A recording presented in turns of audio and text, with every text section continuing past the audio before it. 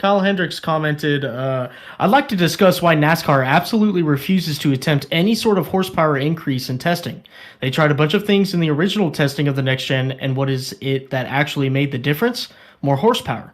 At least try running 750 in a test session.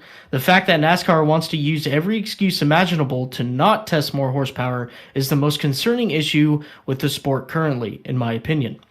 We need more off throttle time, a different diffuser, and a front lip isn't going to do that. I agree. Okay, so I actually pulled up a news article by Heavy Sports. They have an article here with an interview that they had with Doug Yates of Roush Yates Engines. If nobody knows that, Ford, basically. He said that it would be possible to increase the horsepower from 650 to 750 with minimal cost for the teams, but he said that going up to 900 horsepower would make the life of the engine shorter. So I think that singular paragraph right there says a lot. Why?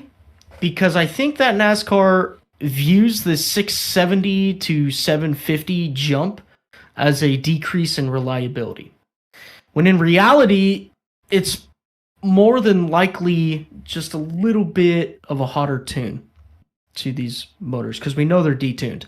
We know that they can only run so many motors in a season, right? So I think, truthfully, I think that's what NASCAR is concerned about, because the whole purpose of this next-gen car was to decrease the cost for the teams.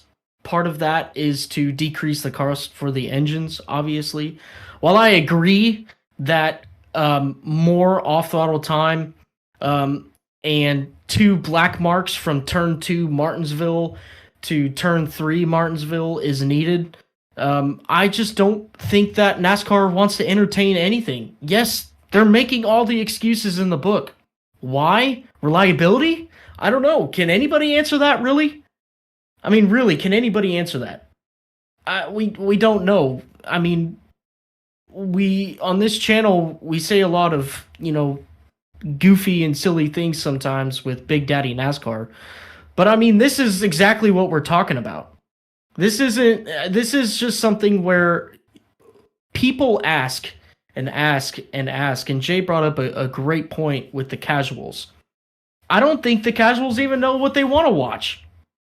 To be honest with you, I don't think they know a lot about racing. They see 2 cars go side by side for 10 laps, and they're like, "Oh, that's interesting," and leave it at that. But for the diehards and for the people who actually know anything about racing, side by side is cool, but passing. We want to see the passing. We want to see the battles for, first, second, third, fourth, fifth, sixth, seventh, all the way back. There's gotta be some sort of driver input where the drivers have an increased chance of making a mistake for the terms of entertainment purposes, not wrecks. This is one way to do it.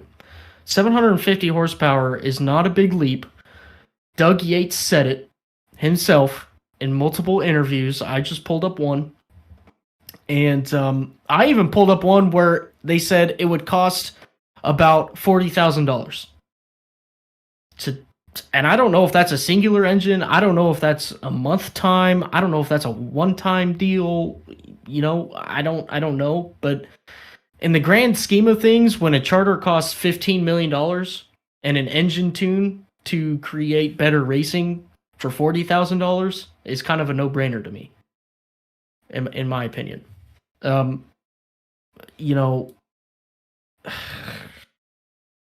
Diffusers, front lips,